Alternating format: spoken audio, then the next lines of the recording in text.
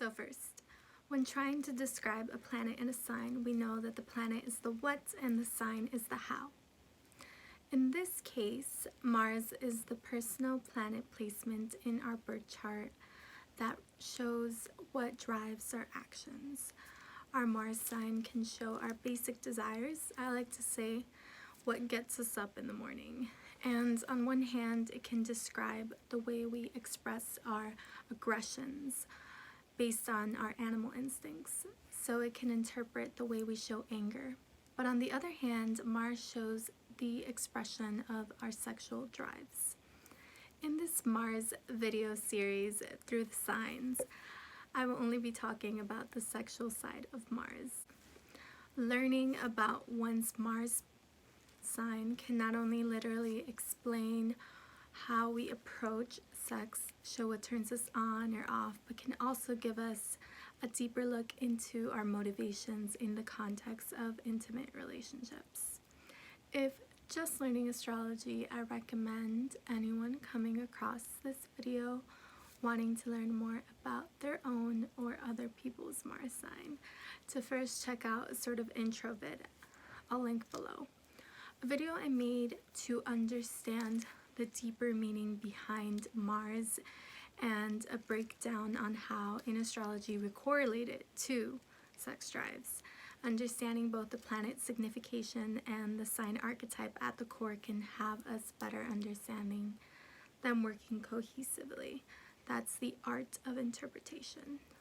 Alright, so we have Mars as this forward force, and Pisces is mutable water. Water signs are sensitive creatures guided by the emotional body, meaning they allow their emotions to control their actions. Mutability represents change and adaptability. The feminine element of water symbolizes feeling, intuition, and the primal origin of life.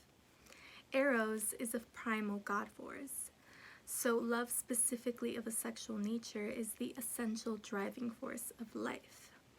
Mars in Pisces can therefore be the least moved by sex if it doesn't cultivate a love bond. This is an all or nothing in all that they do. Pisces here with Mars can be understood in one word as a drifter. It's as if one seems to have forgotten their principles and lost clear view of the destination. This can make of an energy where one's drives are a bit foggy, per se. You're amidst the fog of your desires. In other words, Neptune, Pisces' ruling planet, is the planet of imagery, and the Piscean sexual persona lives in this elusive realm. They may have a hard time learning and connecting with their physical body and what truly turns them on a carnal level. That is, without knowing what the other person whom they might be interested in or who they're with wants. Because Neptune wants to merge spiritually, it is essentially deep romance. However, Neptune is also illusion. So think about how through movies and media, our collective unconscious receives subliminal messages that represent to us what love or sex is supposed to be. And so many times becoming disillusioned when faced with the reality of how relationships really are. But just as Pisces energy would appreciate quality erotica in film, in the same regard with this sex, they like to go to another world in action. Sex with them should always be beautiful, otherworldly, a love-making experience. Common sense can be lost when in the moment. When they are pursuing a love interest, it's like the world stops and the relationship becomes the center of their life. So being susceptible to the desires of their partner is pleasing. That's where they receive gratification. So they'll suddenly adjust to their partner's needs and possibly requirements, making that super romantic and giving for some. You could say an ideal partner. Unconditional and not expecting any special gratitude in return. This isn't like Mars and Leo who needs gratification just for them, or Libra who sees it more as a fair give and take. So like say they go down on you, they'll feel intuitively what you need, like no one else, and figure it out in the moment, picking up on the vibes and learning exactly what strokes to use, like a painter. Piscean artistic quality. They'll know what buttons to press. They would be gentle and delicate in their approach. They don't like to do anything by force. Light touches. Water prizes sensuality and profoundness above fiery, passionate heat. But having rarely a clear idea of what it is they truly want, today's obsession can be forgotten tomorrow and changed depending on who they're with. Pisces is diffusive and easily led, picking up habits and preferences constantly. They absorb all that is happening around them. So you can see how this can arouse submissive fantasies within their sex life, where they're willing to comply to their partner's needs. But unlike the other water signs of Cancer and Scorpio, whom might get attached quickly or clingy, Pisces is capable of having one-night stands for fun as a sort of way to explore and get insight on other people's desires in the midst of the discovery of the mystery of their own. Because Pisces can worry about not being good enough or afraid they won't be able to perform.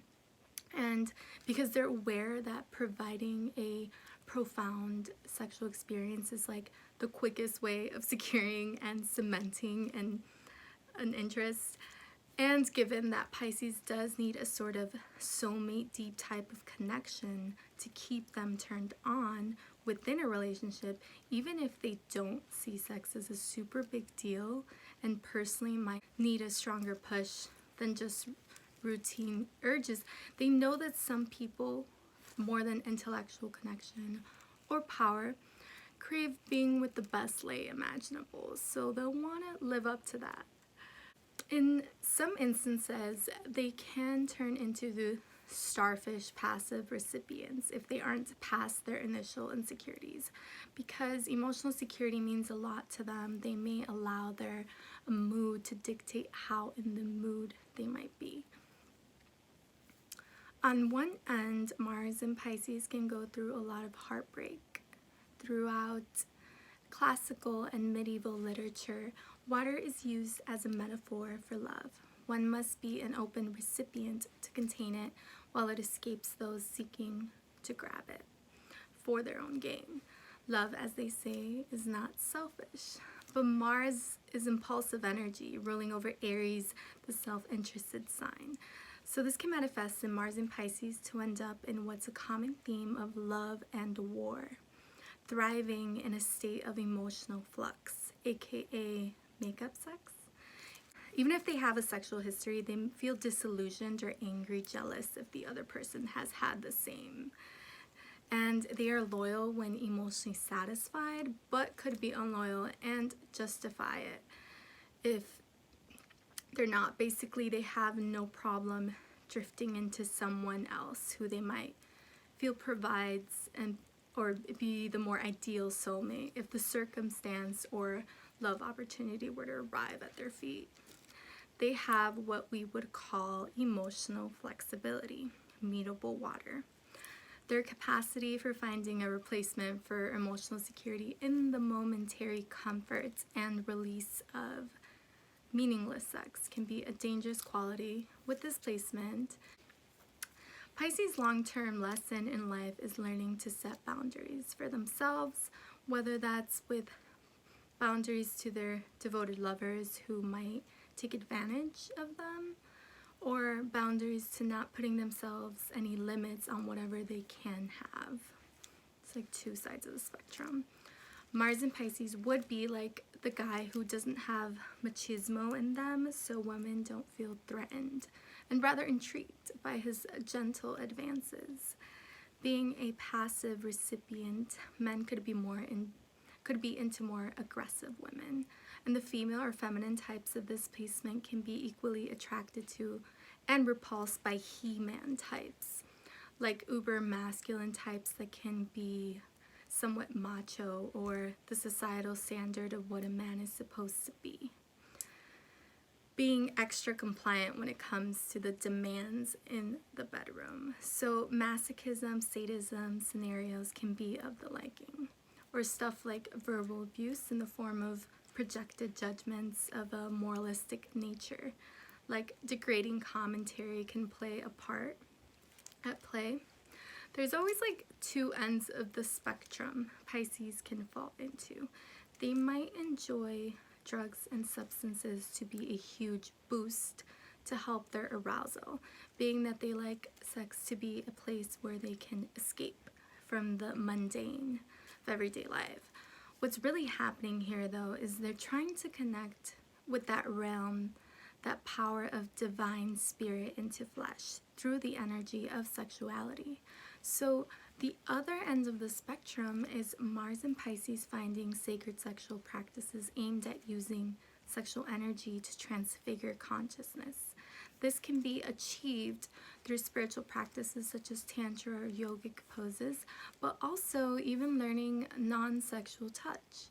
Psycho-emotional safety and trust can become more important or a theme in their life, where they may choose or also desire a partner to be pure, or they may choose celibacy.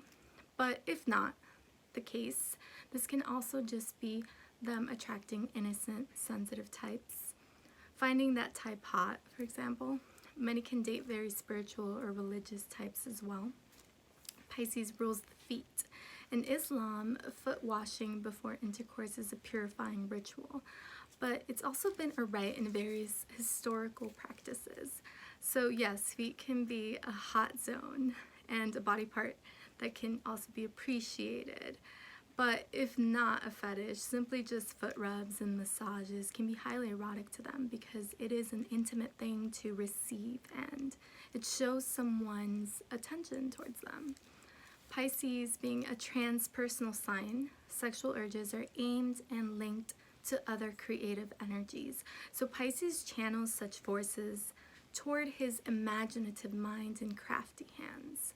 This makes them often attracted to musicians, artists, or mystically inclined people. So becoming involved with shiftless types. If you're able to open up about your life and your challenges in life, that's where it's at for them. Although they can take on the role of savior-victim game sometimes, vulnerability is the ultimate turn-on for them.